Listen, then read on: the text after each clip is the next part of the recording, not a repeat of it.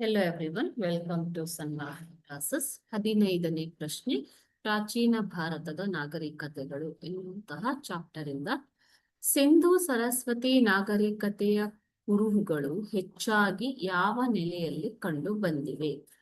ಸಿಂಧೂ ಸರಸ್ವತಿ ನಾಗರಿಕತೆಯ ಕುರುಹುಗಳು ಹೆಚ್ಚಾಗಿ ಯಾವ ನೆಲೆಯಲ್ಲಿ ಕಂಡು ಬಂದಿವೆ? ಸಿಂಧೂ ಸರಸ್ವತಿ ನಾಗರಿಕತೆಯ ಕುರುಹುಗಳು ಹೆಚ್ಚಾಗಿ ಸಿಂಧ್ ಮತ್ತು ಪಂಜಾಬ್ ಪ್ರಾಂತ್ಯಗಳಲ್ಲಿ ಕಂಡುಬರುತ್ತವೆ. ಸುಮಾರು 5,000 ವರ್ಷಗಳ ಹಿಂದೆಯೇ ಈ ನಾಗರಿಕತೆ ಅಸ್ತಿತ್ವದಲ್ಲಿ ಇತ್ತು ಎಂಬುದಾಗಿ ಊಹಿಸಲಾಗಿದೆ. ಓಕೆನಾ?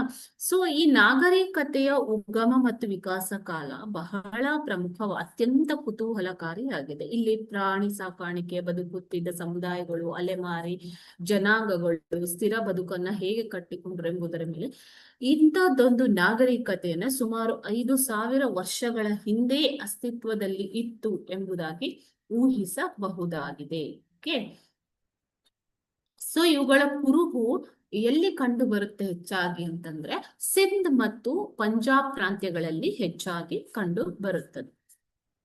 Thank you.